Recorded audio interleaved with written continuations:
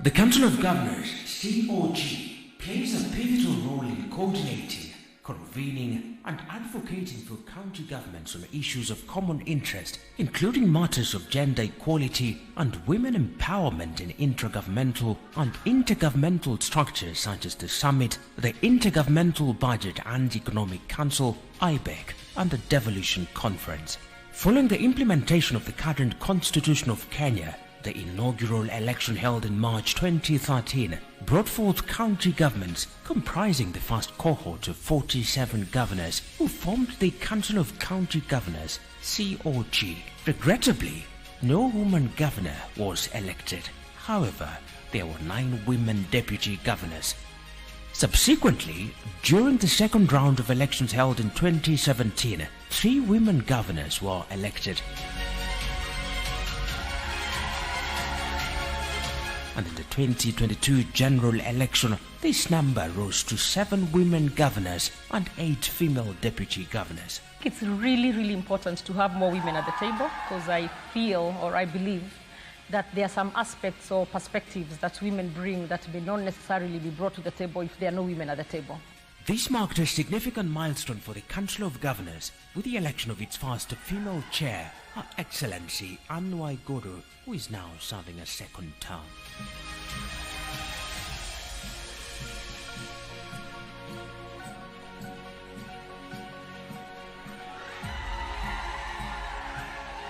In collaboration with Oxfam in Kenya, the Council embarked on developing a strategy for the Women Governors Caucus, G7. This strategy aims to establish an influential, respected, and high-profile caucus of women governors. Additionally, the G7 strategy is designed to support female governors in showcasing the impact of devolution through transformative leadership, effective governance, and mentorship of women and girls.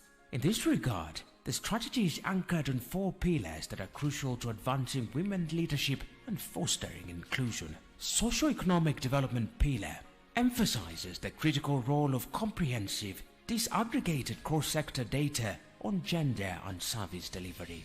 For us as governors and especially female governors, sitting at the decision-making table, we are to move ahead and make sure that we curb the issues of sexual gender-based violence by empowering women. We used to have so many early marriages because the girl child could not be taken to school because of poverty, and even the disabled could not be taken to school because of poverty.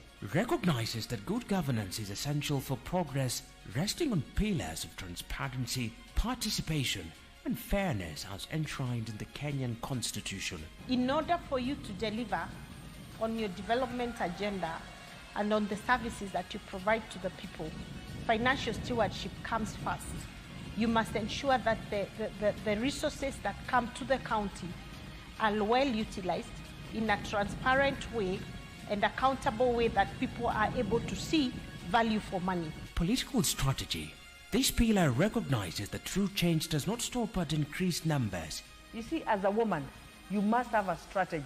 You must know how you want to brand yourself so that you can sell yourself to the people. You must have your ideologies and what you believe in, yeah? And then stick to them.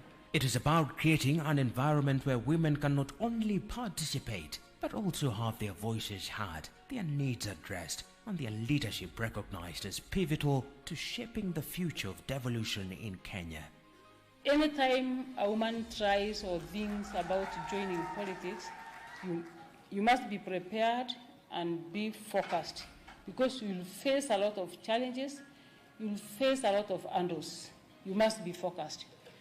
As for me, I was so much focused that even after a lot of hindrances, like impeachments and what have you, I still had a vision and mission about the manifesto and the promises that I made to the people of Meru.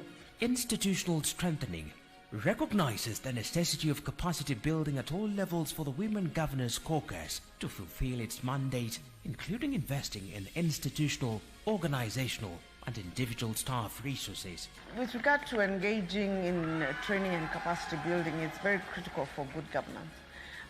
If you're going to mentor, or if you're going to transfer skills, if you're going to have efficient and effective institutions, training and capacity building has to be a continuous thing that you do.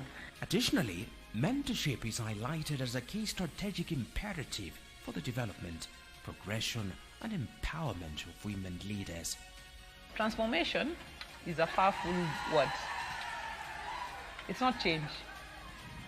You can change without discomfort.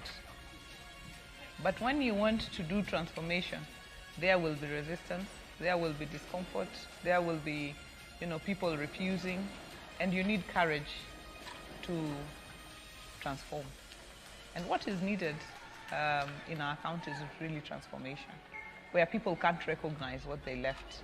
As the G7 strategy unfolds, the journey towards gender equality in governance is ignited. A new chapter in Kenya's political narrative, one where women's voices are heard, their contributions valued, and their leadership celebrated. G7! G7! G7! Our clarion call is G7 to G16.